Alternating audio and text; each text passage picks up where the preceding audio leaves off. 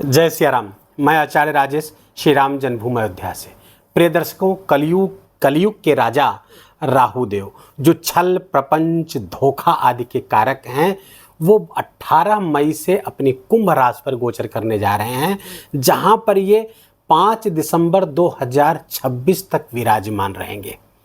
तो अब से लेकर पूरा 2025 और लगभग पूरा 2026, लगभग 18 महीने कुंभ राशि पर रहेंगे और 18 वर्ष बाद कुंभ राशि पर आ रहे हैं।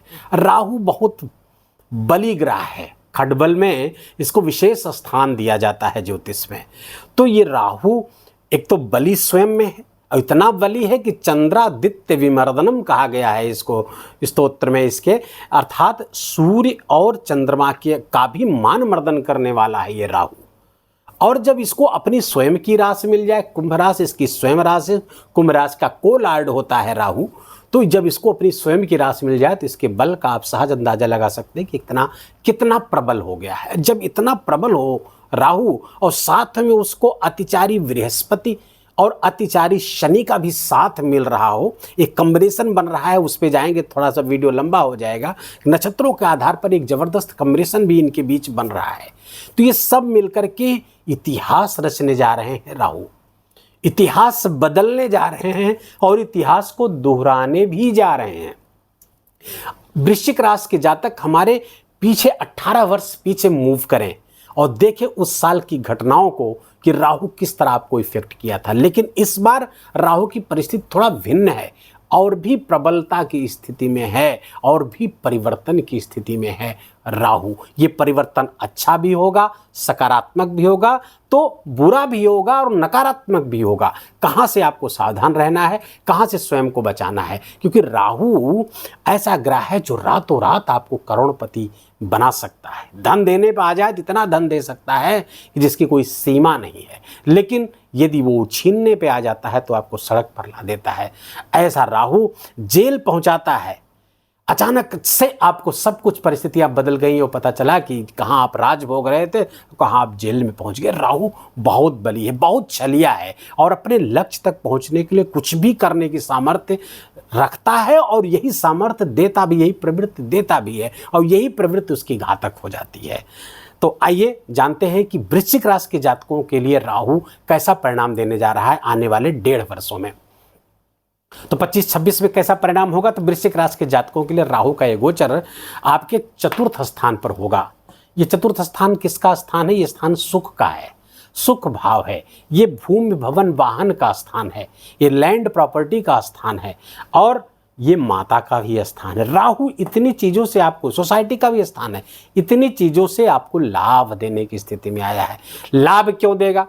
कारण चतुर्थ स्थान पे तो राहु बहुत अच्छा नहीं माना जाता है, ये तो परेशानियां पैदा करने वाला है। लेकिन यहाँ पर ये चूंकि स्वयं की राशि पे है, आप इस बात को नोट कर लीजिए। इसके पहले भी आपने बहुत सारे वीडियो देखे होंगे जिसमें इस चतुर्थ राहु के बारे में बहुत डराया गया होगा आपको। मेरी बात नोट कर लीजिए, ये राहु आपको केवल और केवल लाभ देगा चतुर्थ स्थान का।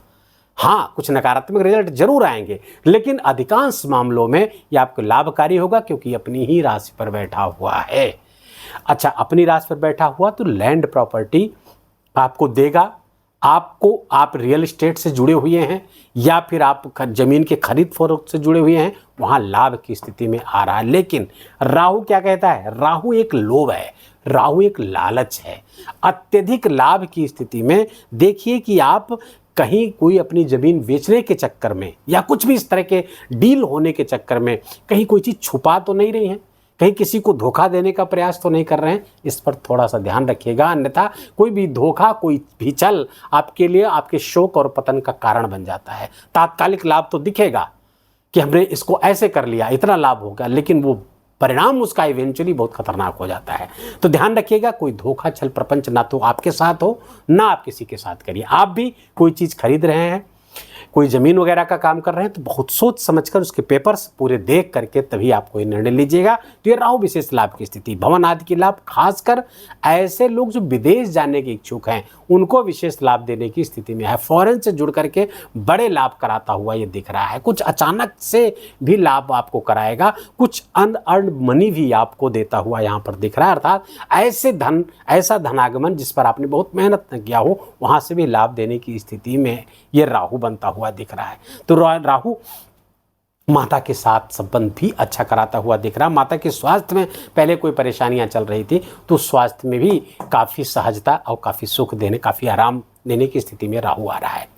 अब ये राहु की जो दृष्टि है वो कहाँ पड़ रही है? वो अष्टम स्थान पर, पहली पांचवी दृष्टि जो पड़ रही है वो अष्टम स्थान पर पड़ रही है। यहाँ पर राशि कौन है? मिथुन राशि है।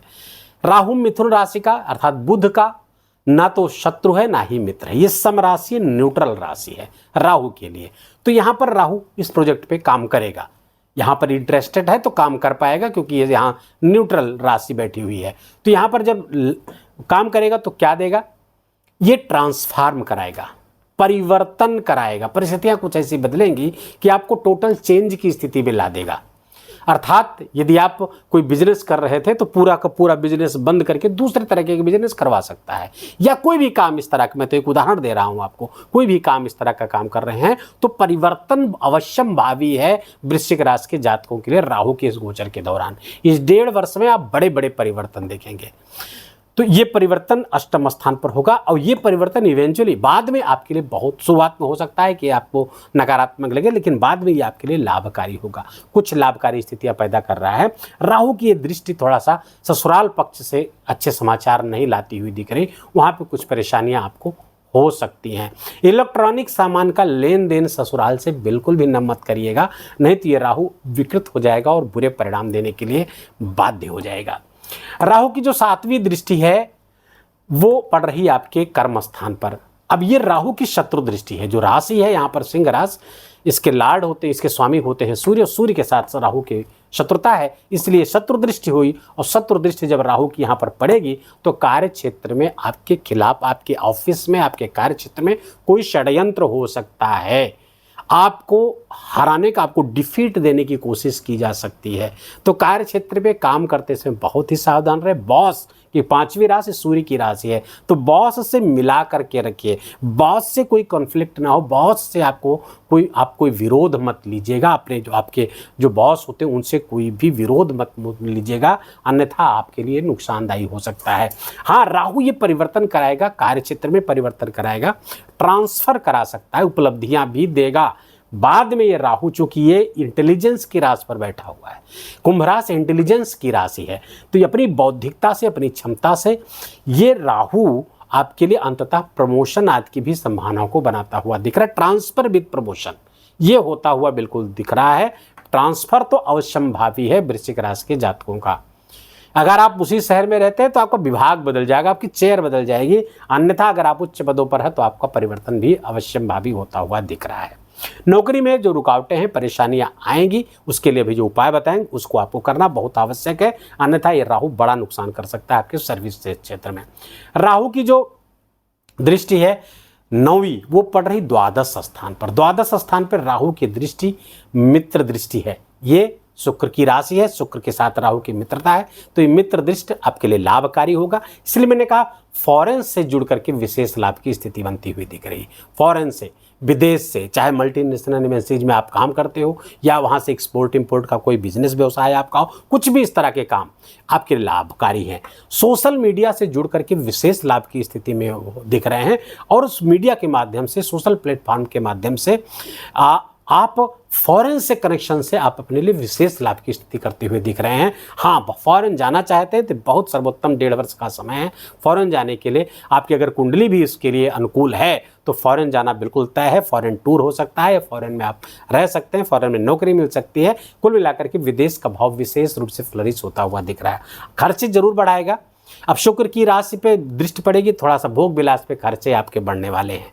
खर्चे आपके सांसारिक सुख संसाधनों की वृद्धि, भोग विलास पे आपके खर्चे जरूर बढ़ेंगे। हाँ, थोड़ा सा वहाँ पर आपके पैरों में भी समस्या आती हुई दिख रही है, खासकर घुटनों के नीचे समस्या आ सकती है, जिसके लिए आपको डॉक्टर की सलाह लेनी पड़ सकती है। अब द्वादश स्थान दान का भी है, डोनेशंस का भी है, आश्रम का है, मोनेस्ट्री का है, तो वहाँ पर आप जाएंगे, वहाँ से भी लाभ। हाँ, मेडिसिन्स का भी है, कुछ मेडिसिन्स पे भी खर्चे अगर आप कर दें दूसरों के लिए तो आपके लिए बहुत ही फायदेमंद ये राहु हो सकता है। तो राहु का हमने संपूर्ण विवेचन किया, आपको कहाँ कहाँ से आपको सावधान रहना है और कहाँ कहाँ से आपको लाभ होता हुआ दिख रहा है।